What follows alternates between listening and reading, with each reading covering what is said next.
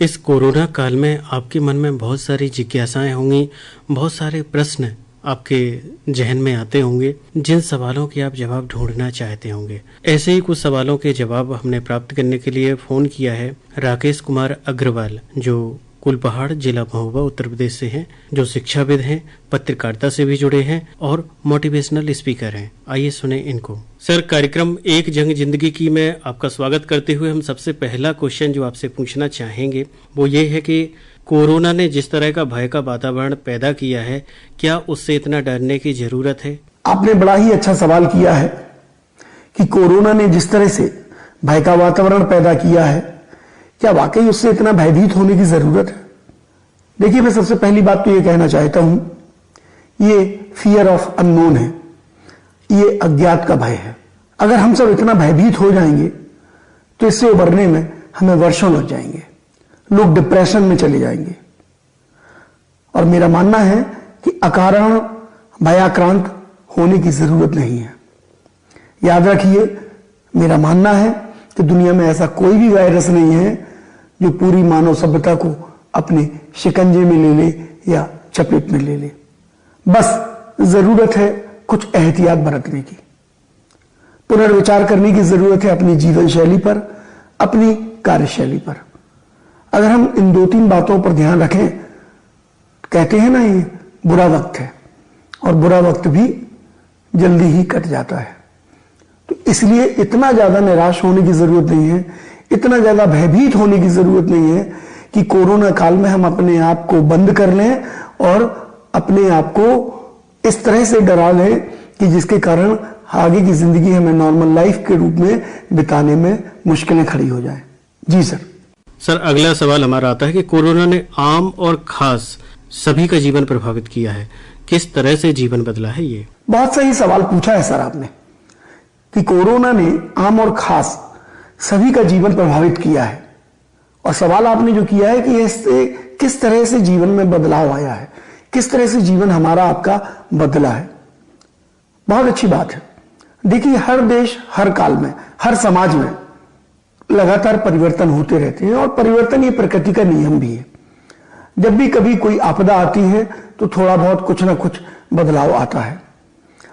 अगर हम बात करें कोविड-19 की, अगर हम बात करें कोरोना वायरस के कारण आए हुए बदलावों की, तो ये बदलाव चाहे देश में हो या विदेश में, गरीब में हो या अमीर में, गांव में हो या शहर में, बदलाव हर जगह महसूस किया जा रहा है।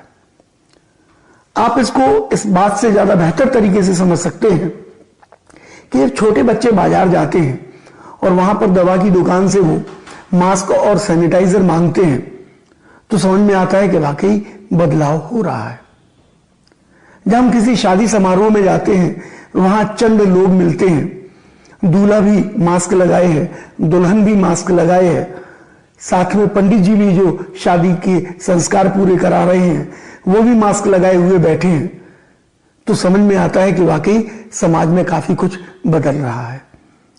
और ये बदलाव हर मोड़ पर हमें नजर आ रहा है, चाहे वो मनोरंजन का क्षेत्र हो, चाहे वो शिक्षा का क्षेत्र हो, पर्यटन का क्षेत्र हो, शादी समारोह हो, बाजार व्यापार हो, आवागमन परिवहन हो, सभी जगहों पर सब कुछ न कुछ रूप में बदला हुआ नजर आ रहा है। तो निश्चित तौर पर यह बात आपकी सही है कि कोरोना ने आम और खास हर किसी को प्रभावित किया है। लोग फिजिकल डिस्टेंसिंग का मतलब समझने लगे हैं। अब 2 गज की दूरी क्या होती है इसके बारे में उन्हें समझाने की जरूरत नहीं रह गई है। तो बदलाव तो निश्चित तौर पर आया है। सर, आज हम देखेंगे कोरोना के दौर में आज नए बदलाव में पॉजिटिव पक्ष, यानी पॉजिटिव जो हमारी सोच है वो क्या नजर आती है आपको इसमें? बड़ा अच्छा सवाल किया है आपने कि कोरोना के दौर में आए नए बदलाव में पॉजिटिव पक्ष भी कुछ नजर आता है क्या हम आपको? मुझे तो नजर आता है। और मैं मानता हूं, जिस तरह से कहते हैं ना कि हर सिक्के के 2 पहलू होते हैं, तो अगर कभी कोई चीज ऐसी होती है जो इंसान के मन माफिक नहीं होती है, मन मुताबिक नहीं होती है, तब भी उसमें एक अच्छा पहलू, सुखद पहलू छिपा होता है। और निश्चित तौर पर कोरोना के मामले में भी हम आप इस बात को स्वीकार करेंगे, आज नहीं तो देर सवेर स्वीकार करेंगे कि कुछ ना कुछ अच्छा भी घटा है।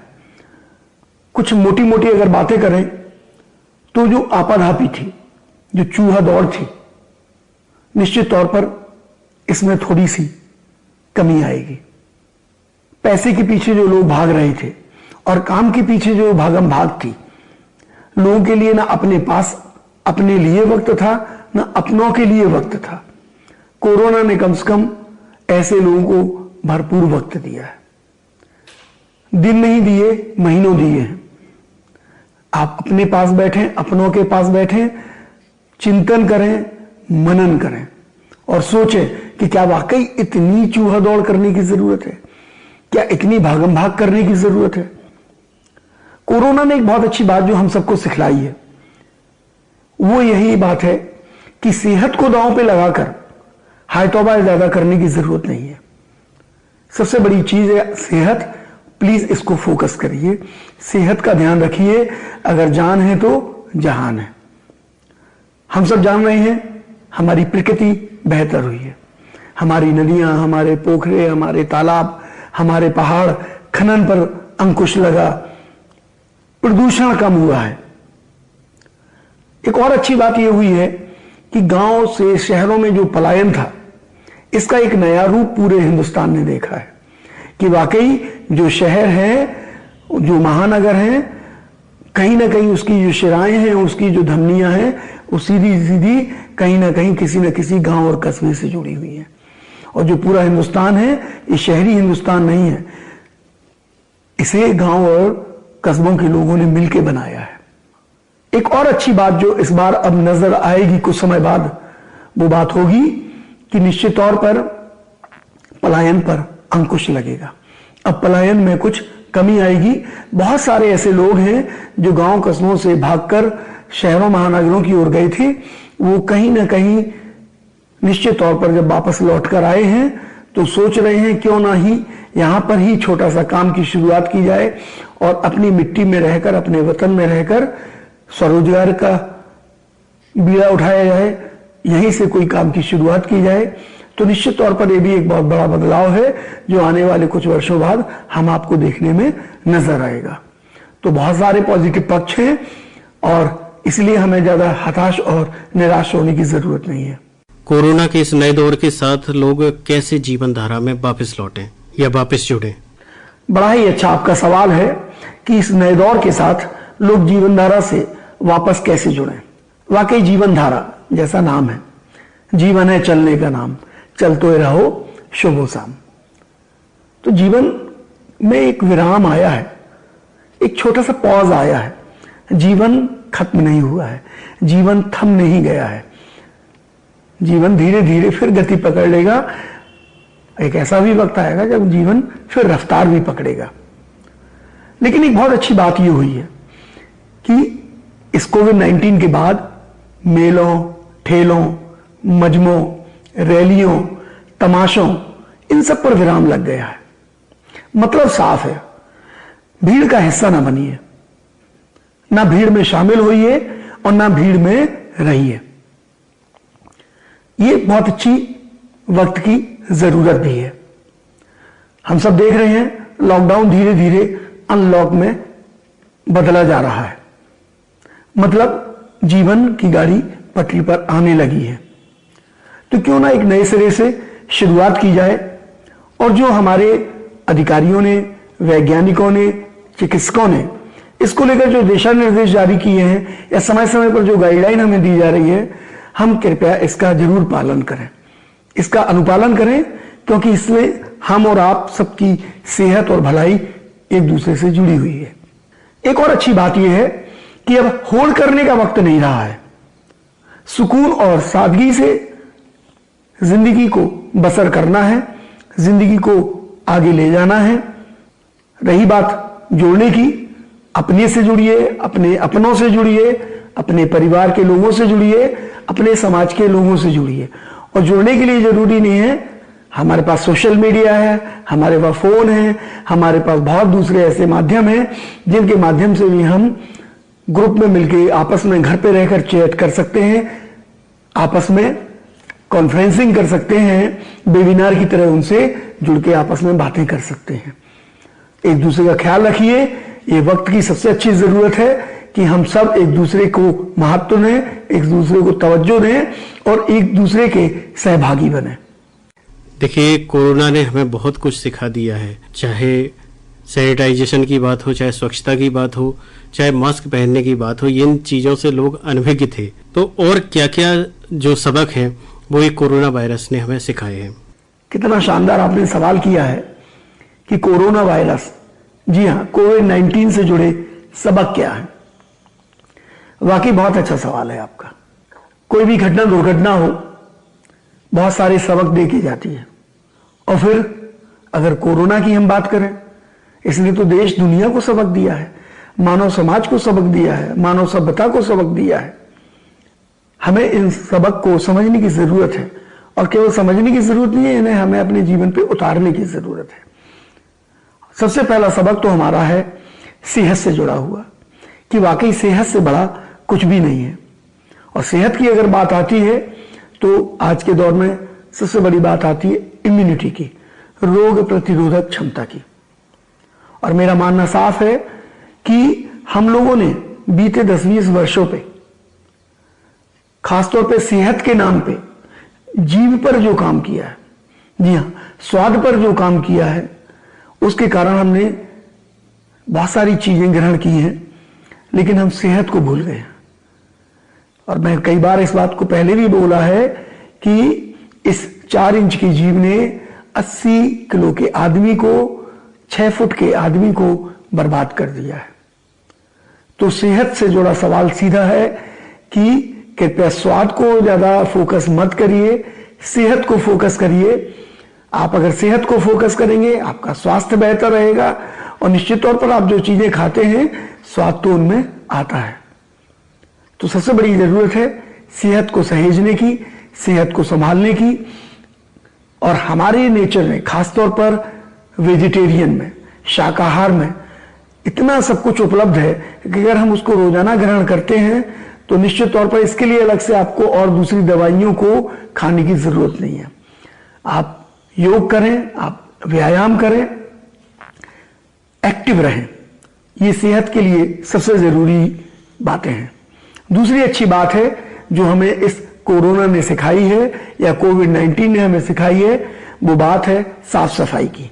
जी हाँ, हालांकि हम हिंदुस्तानी इस बात को बड़ा फोकस करते हैं, हमारे पर्व हो, होली हो या दीपावली, साफ सफाई से ही जुड़े पर्व है, तो साफ सफाई पर ध्यान देने की जरूरत है। सैनिटाइजेशन नाम का जो शब्द आया है, इसको लोगों ने बहुत अच्छे से स्वीकार कर लिया है, अंगीकार कर लिया है। अपने को साफ रखना, अपने परिवेश को साफ रखना, ये वक्त की सबसे बड़ी जरूरत है। और तीसरी बड़ी जरूरत है कि आप अपनों के साथ क्वालिटी टाइम दीजिए। उतनी भागदौड़ मत करिए जितनी जरूरत नहीं है, क्योंकि इस कोरोना ने बहुत अच्छी बात हम सबको सिखाई है कि सादगी में भी बहुत अच्छा जीवन जिया जा सकता है, कम खर्चों में भी बहुत अच्छा जीवन जिया जा सकता है। तो जो आप सो कॉल्ड लाइफ स्टाइल के नाम पर तमाशा करते हैं, इतना पैसा करते हैं, खर्च करते हैं, आडंबर करते हैं, ये वाकई आडंबर ही है, इसकी इतनी ज्यादा जरूरत नहीं है। बेहतर है कि अपने विचारों में परिपक्वता लाएं, बेहतर है अपने को अपग्रेड करें, बेहतर है अपने को इस लायक खड़ा करें। आप निश्चित तौर पर दूसरों के सामने समाज में रोल मॉडल बनेंगे, अपनी छाप छोड़ेंगे। आपके परफ्यूम कौन सा डाला है, आपने डीओ कौन सा डाला है, किस ब्रांड के कपड़े पहने हैं, किस ब्रांड के शूज पहने हैं, इससे कोई ज्यादा फर्क नहीं पड़ता। तो प्लीज आपके विचारों की क्वालिटी बढ़ाइए और सेहत का ध्यान रखिए।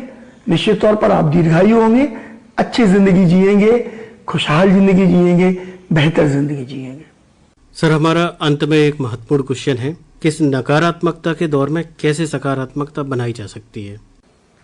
हम सब लोग देख रहे हैं कि समाज में नकारात्मकता हावी हो गई है, इसलिए आपने बड़ा अच्छा सवाल किया है कि नकारात्मकता के इस दौर में सकारात्मकता को कैसे तवज्जो दी जाए, कैसे सकारात्मकता लाई जाए।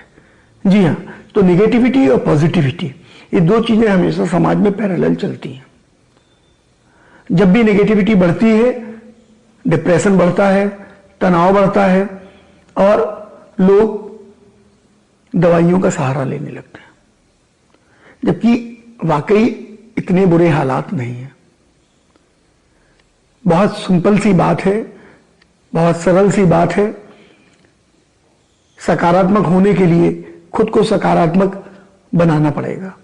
सकारात्मक बनाने के लिए सबसे अच्छा तरीका होता है आप बच्चों के बीच में जाएं। जी हाँ, बच्चे आपको एनर्जी देते हैं, बच्चे आपको कुछ ऐसी बातें देंगे कि जब हंस हंस के आप लोटपोट हो जाएंगे। दिक्कत क्या होती है कि हम जब बड़े हो जाते हैं तो हम बच्चों के बीच में कम जाते हैं। तो सबसे बड़ी बात मैं आपसे आज करने की कोशिश कर रहा हूं कि बच्चों के साथ क्वालिटी टाइम दीजिए। आप बच्चों को सुनिए, बच्चों के साथ खेलिए, बच्चों की बातें सुनिए। आपको लगेगा कि वाकई उस आधा एक घंटे के टाइम ने आपको रिवाइव कर दिया है। सकारात्मकता, पॉजिटिविटी देने का सबसे अच्छा माध्यम है हमारे बच्चे, जिनको हम इग्नोर करते हैं। दूसरी अच्छी बात है कि आप अपना एक एजेंडा बना लीजिए, एक अपना आप टाइम शेड्यूल बना लीजिए और अपने को बिजी रखिए।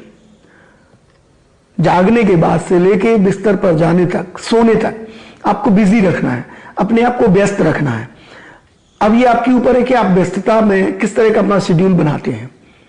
मेरा कहना है कि प्रतिदिन पढ़ना जरूर करिए, चाहे आप मॉर्निंग आवर में 1-1.5 घंटे निकालिए और स्लीपिंग आवर में जब सोने के वक्त आप जब सोने के लिए जाने लगे तब इसके पहले आप 1-1.5 घंटे जरूर पढ़िए।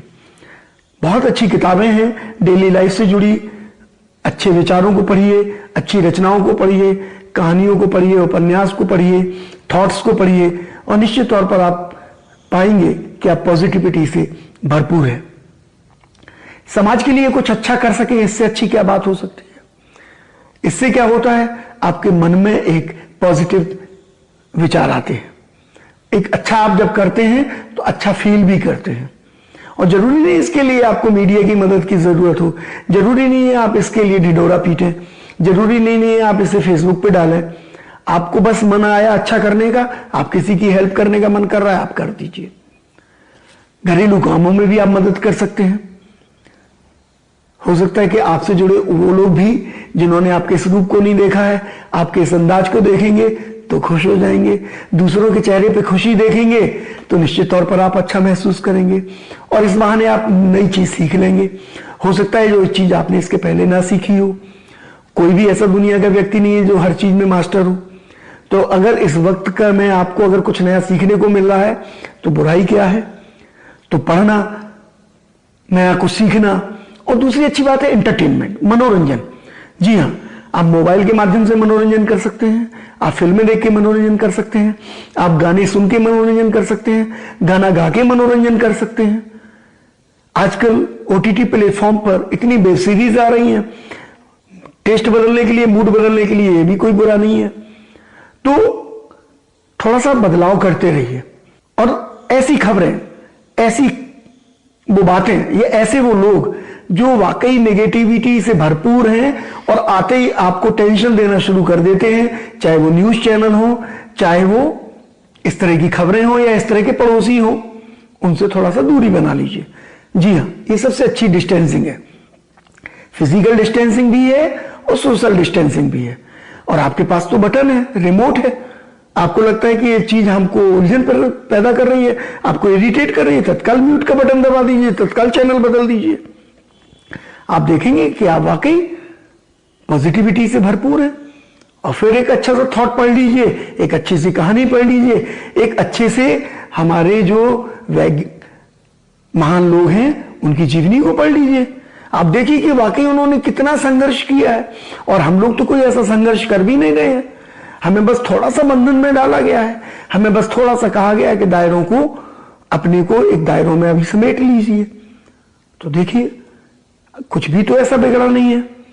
तो पॉजिटिविटी भरपूर रखिए, नया कुछ रचते रहिए, नया कुछ करते रहिए। हमारे ऐसे बहुत सारे लोग हैं जिन्होंने इस लॉकडाउन में बहुत सारा नया कुछ सीखा है, बहुत सारा नया पा लिया है। आप भी इस नई धारा में अपने को बहाइए और लगातार सीखते रहिए, कुछ करते रहिए, पढ़ते रहिए, गुनते रहिए, सुनते रहिए, गाते रहिए, गुनगुनाते रहिए। जीवन बहुत अच्छा है, यूं ही जीवन का सफर चलेगा। प्लीज परेशान मत होइए, हताश मत होइए, निराश मत होइए, पॉजिटिविटी बनाए रखिए। आपकी पॉजिटिविटी को देख के दूसरा मोटिवेट होगा और वो भी सकारात्मक ऊर्जा से लबरेज हो जाएगा। राकेश कुमार अग्रवाल जी, हमारे कार्यक्रम से जुड़ने के लिए और इतनी महत्वपूर्ण जानकारी देने के लिए आपका बहुत बहुत धन्यवाद। धन्यवाद। अभी आप जिन्हें सुन रहे थे, ये थे शिक्षाविद, पत्रकारिता से जुड़े हुए और मोटिवेशनल स्पीकर राकेश कुमार अग्रवाल, कुलपहाड़, जिला महोबा, उत्तर प्रदेश से।